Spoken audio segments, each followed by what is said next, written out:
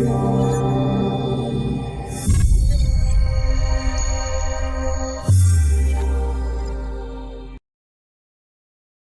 welcome everyone.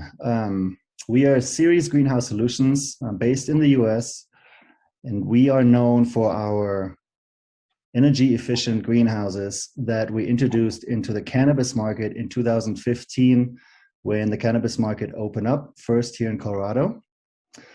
I want to thank GCI for the opportunity for us to present, as well as general thoughts about the CEA, Controlled Environment Agriculture market. I also want to thank all the attendees, all of you that are out there and watching us today and spending 45 minutes with us. Today, we're going to discuss what we believe is the next wave of technology in cultivation. And we have Josh and Sunny with us to go into some of those details. With that, Josh, why don't you take it to the first slide? Or the second. Thanks, Chris. As Chris said, we've been designing and building greenhouses since 2012. Is that right, Chris? 2012? Yeah. 2011 founded, and then, yes. And while that might seem like baby steps to the European market, we feel like we've been quite progressive in our short time in the greenhouse space. We thought to begin with, we'd talk about the different approaches to agriculture, commercial agriculture. The obvious, normal, traditional being outdoor agriculture, and for cannabis specifically, it's a low-cost, relatively low input way to grow, but it also offers low controls. Because it's a grown crop, it can be used as long as it's processed in a GMP certified facility, but it's hard to control quality in an outdoor grow. Traditional greenhouses, which is the staple of which are based in Europe, are often overglazed, meaning maybe too much clear material. So on sunny days, it can actually overheat too easily. In colder weather, it can be too cold and too hard to control. So obviously, traditional greenhouses work. We've all seen them work. Our goal is adding efficiency and tighter controls to the greenhouse. Indoor grows are highly controlled environments, like very precise. Outdoor ambient temperatures and weather don't really affect indoor grows very much. The issue with an indoor grow is you have to light the space, so they're usually high power users, and they're expensive to build. And finally is the sun chamber, which is what we call our sealed greenhouse system. It's a blend of highly insulated walls as well as high light transmissive glazings with geothermal HVACD, which is heating, venting, air conditioning, and dehumidification, if you're not familiar with that term. Our goal is full sunlight for plants while trying to maintain indoor-like conditions with the overall goal of increasing yields and minimizing operating costs. And so we'll just start with what is CEA, which is Controlled Environment Agriculture. The definition is a combination of engineering, plant science, and computer-managed greenhouse control technologies. And the goal is optimization of growing environments to reduce inputs and to maximize yields. Sunny? Thanks, Josh. So a really core concept in CEA is ecology. It's different than when you have biology, you're studying life, chemistry, you're studying compounds, chemicals. Ecology is more of a study of relationships. And so when you take an approach to design, you have to think of the systems holistically. The outcome of this is you're going to optimize performance and conserve resources, but you need to begin by looking at all the different systems that you're integrating. So you have obviously water, sunlight, and nutrients, the core components of what a plant needs to grow and live, thrive, etc. But then there's also some more subtle components that we're also controlling in the environment, like Josh mentioned, HVAC-D, and VPD-based control, which we'll get into a little bit more down the road here. And so some examples of this, when you use supplemental lighting, depending on what style of fixture you're using, if you have an HPS fixture, which we don't actually recommend, they're not very energy efficient, but they might make sense in certain climates because they also give off heat. So there's kind of two stages of a benefit to lighting like that. Fogging is another example that can be used as the primary stage, or the first stage of cooling rather, before actually kicking on air conditioning. And so you're looking at the humidity needs for the plants as well. If you're needing to cool and humidity or add humidity at the same time, you could kick on the fogging system. And so, to bring this back to like the scientific method, which is if, then, because, oh, it's cold in here, let's turn on the heat. Using a holistic approach is more, how can we provide heat without having to engage all these other systems? And so your systems are working together instead of against each other, which really ties back to the energy efficiency and directly saves on your operating costs. And making decisions about how you're going to design your facility and taking the holistic approach, the first step that I recommend is look at the resources that you have. If you've already chosen your site or the area where you're going to be putting up your greenhouse, what is it like? Is it hot there? What kind of temperature swings do you have throughout the day, throughout the year? What is your water source, et cetera? And identify the resources that you are abundant in and those which you are going to focus more on conserving, and you'll make decisions based on that. Effectively in CEA, you are trying to recreate the world in a sealed space, and that's very complicated. Nature is quite intelligent and elegant, and it takes a lot aside from just letting the sun in and turning on the heat and some fans. So yeah, it really helps to understand exactly the climate that a plant needs to thrive and be smart about how you recreate that. So, Sunny, I think maybe in other words, rather than thinking about the systems first, you think about the plant first, and then you build the systems around the plant, right? Yeah, that's a great way to put it, Chris. It's at the core, this industry is about growing plants. This plant is about, being healthy and providing something beneficial to society. And we want to do that in the healthiest way possible and use the least amount of resources, whether that be energy or other inputs such as water or nutrients. And so how can we be smart about that and still grow the best and healthiest plant possible while reducing all the inputs? So yeah, starting with what does the plant need, what does it want, and how can we provide that? So yeah, how can we do that? Environmental controls. This is the perfect next slide to bring up.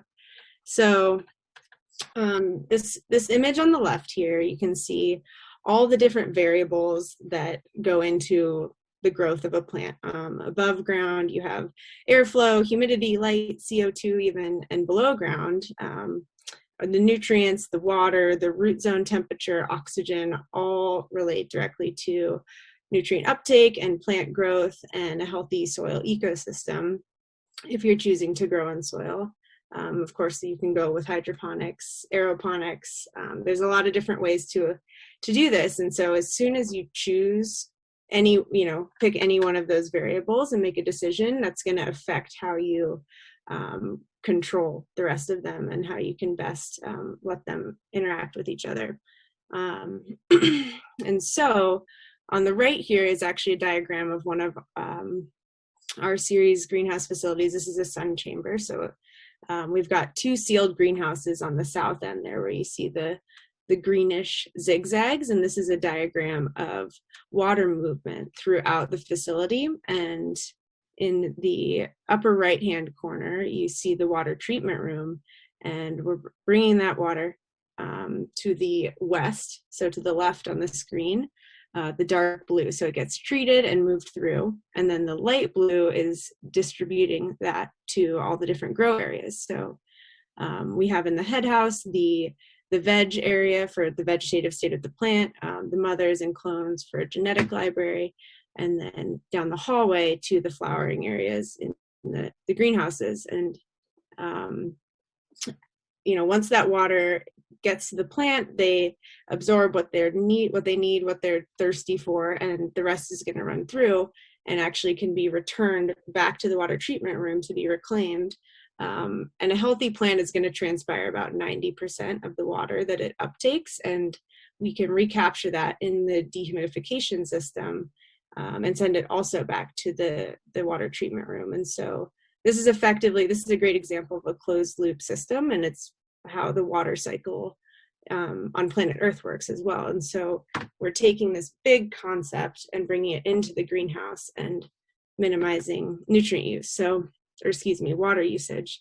And the same goes for nutrient usage. If you're amending or adding nutrients into the water solution, you're able to reclaim that. And so there's environmental benefits, there's cost benefits, and beyond. And I think it's great to explain, we need to water the plants. That's step one of this whole process. And then an outcome of that is high humidity levels in the greenhouse. It's an effect. And then we have to deal with humidity levels in the greenhouse. And so then we say, how do we deal with the humidity levels in the greenhouse, which is now we have to dehumidify. Then what do we do with the water that we've pulled out of the air? Well, that's really clean water now. And then we decide to reuse it. And with that thought process, we can start thinking about how are we going to control the whole facility. That expands to all other aspects of the facility. And over time, an environmental control system is developed, tested, improved upon. And it's an action reaction. And then how can we do this best situation?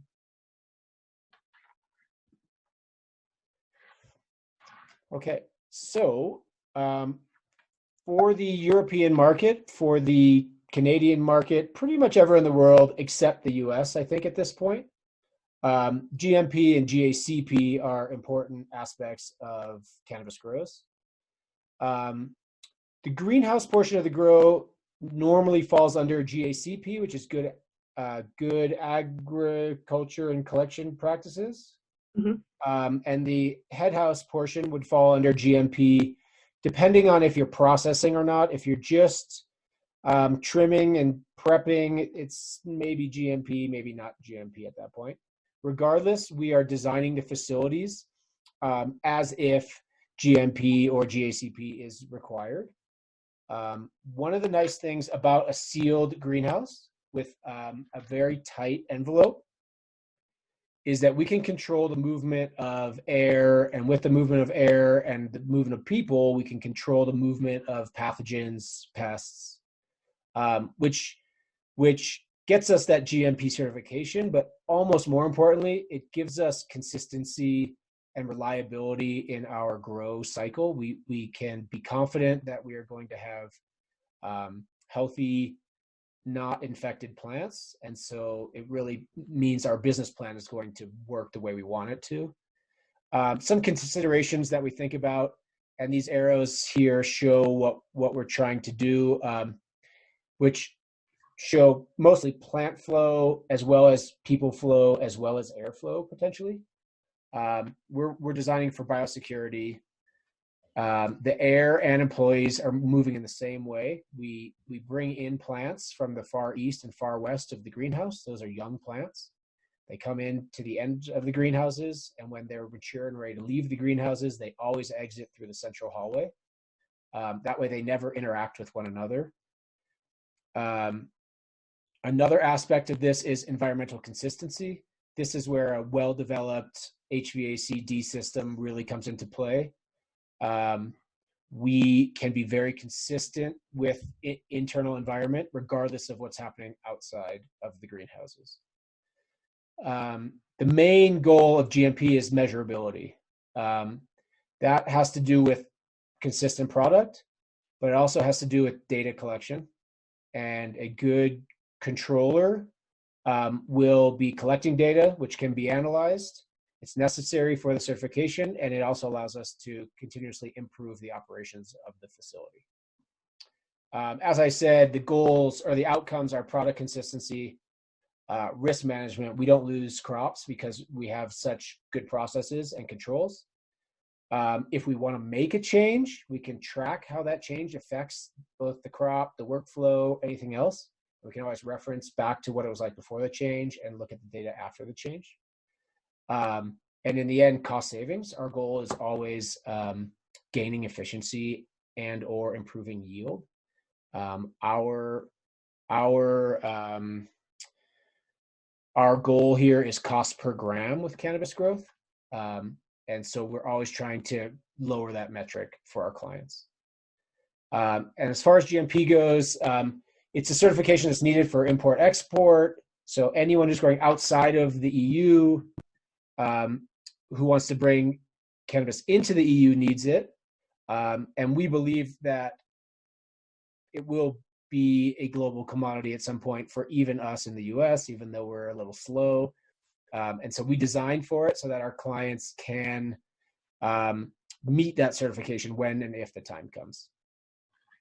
Yeah, and I'd love to add to that, Josh, that it's the keyword consistency. Like, having the certification is wonderful for, keeping markets open, but also for retaining clients, and it helps for employees too to have consistency both in how you're controlling the facility and the processes that you're putting into place, and that'll directly translate to the products that are coming out.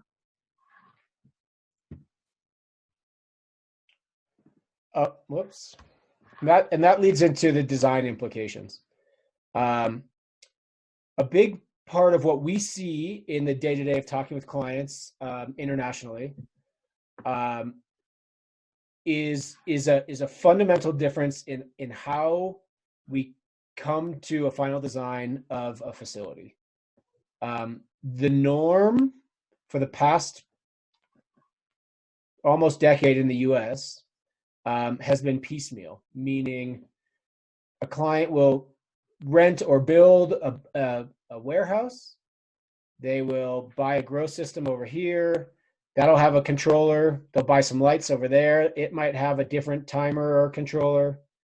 The fertigation system, some guy's mixing it in the corner maybe, or it has its own system. The fogging system has its own software-based control.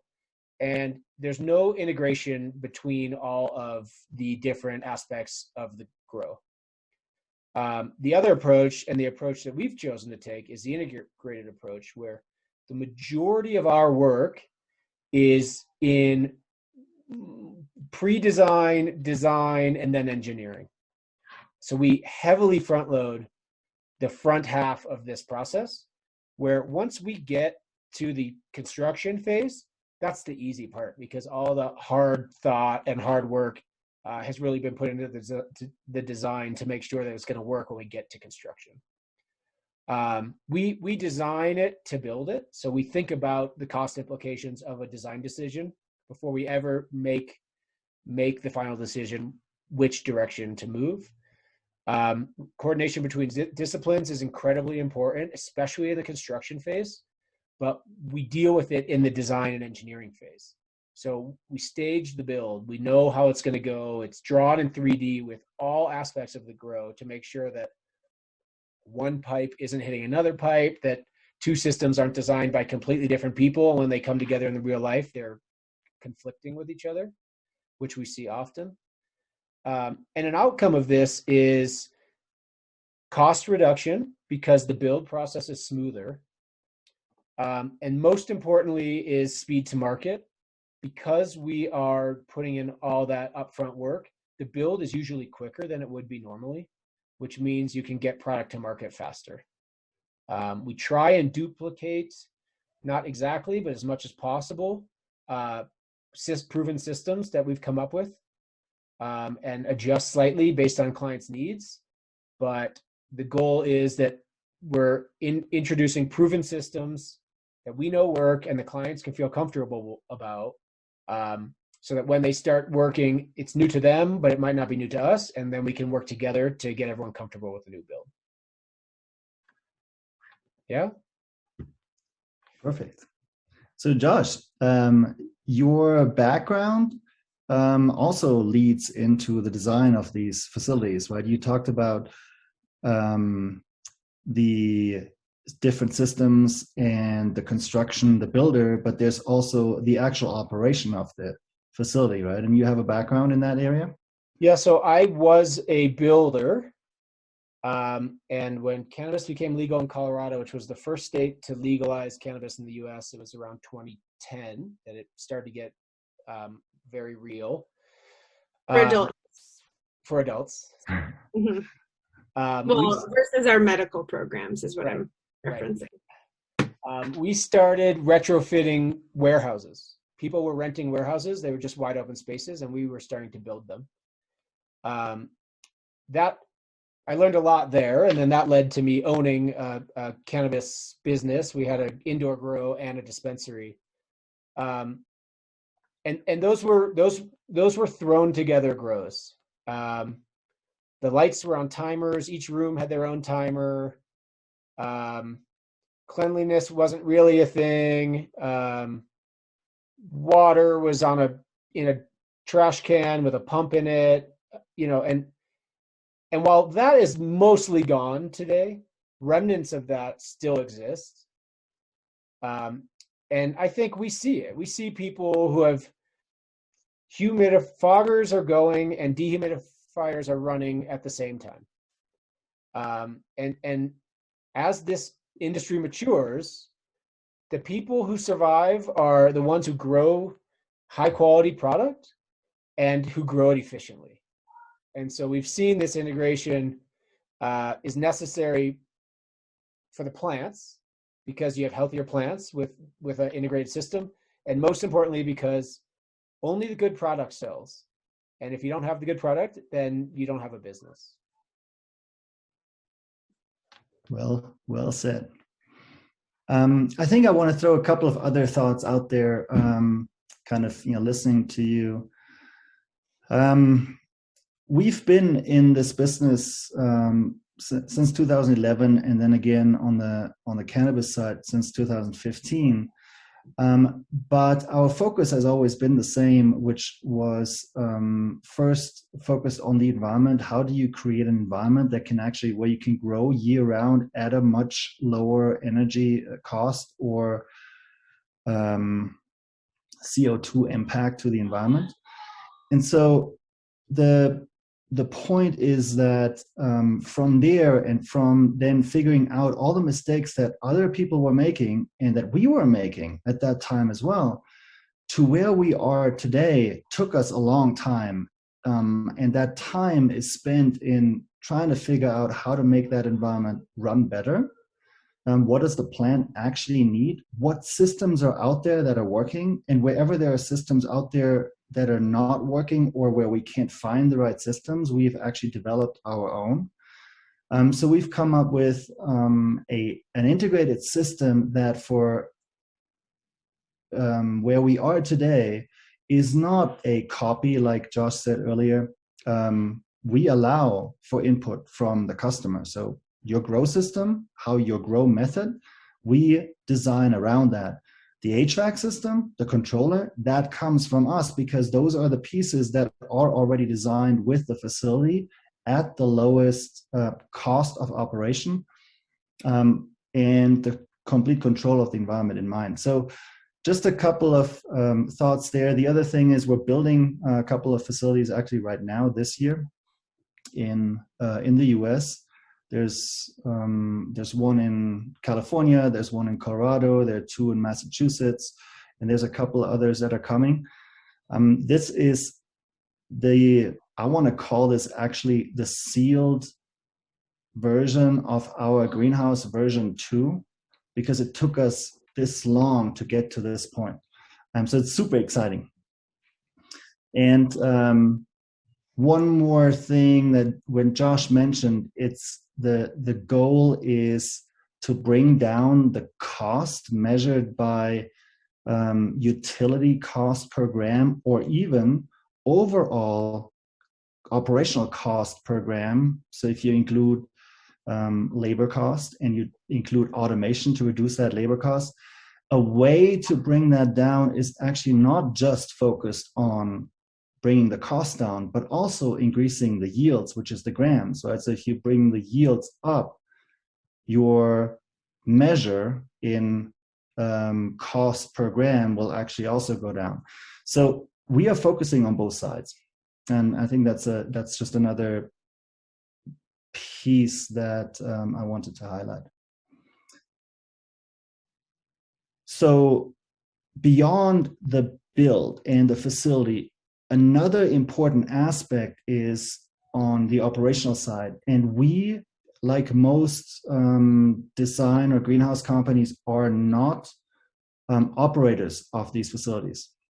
We work with our operators, with our clients, and we stay engaged with them beyond the project of building the facility through the tuning of the environment. And I think this is, again, one thing that we've learned over time. And for the people that are new to cannabis or new to growing,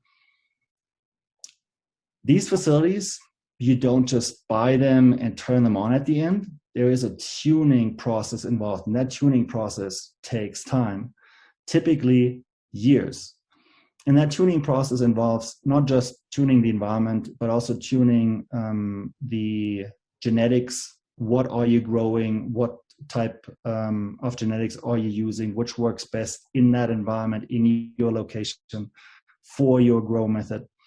And then over time, tuning those genetics with a geneticist in-house or externally, together with the recipes and the standard operating procedures, and making those changes. And in that regard, we are there to work with you to tune that environment over time as well. Chris, I love that word, tuning. And I think, any new business is going to need tuning. And it's a lot easier when you have organized access to the experience, also known as data. And so that's a big part of the SunSense controller that we use at Ceres, and any CEA environment needs a good controller. And there's one component of the controller is to control, but then also getting the feedback on what's happening in the environment and having that data and being able to analyze it in like a timely manner and in an effective way too. So the more systems that you can look at once and see how those variables are working together, the more effective that will be. Perfect. Shall we move on? Do we want to run through this utility costs and savings real quick, or do you think we've been staring at it long enough? I think we can maybe quickly. Yeah, I mean, I think the big takeaway here is we built this example at 12 cents per kilowatt hour, which is what we pay commercially in Boulder County in Colorado. And the idea here to show you is that the utility cost per pound to grow in the facility that I'm actually floating in right now, potentially, something like this, would be $9-ish a pound, give or take 20%.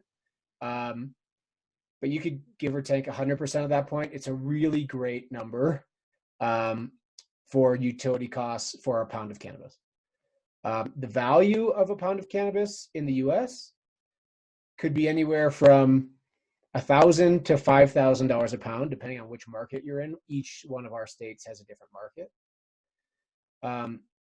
The idea here is just to show you that if done well and if thought through thoroughly, cannabis production in a sealed greenhouse facility can be highly lucrative. And our goal is to grow the highest quality plants with the lowest operating inputs. And this is where it hashes out in the math. And I think it's important to see that. Thanks, Josh. with that, we're at the end of our short presentation. Look us up on the social media channels that are out there, Ceres Greenhouse Solutions. We have two websites. The one for the cannabis side is called Ceres, CERES, CANN.com. Thanks so much for joining us today. Thank you.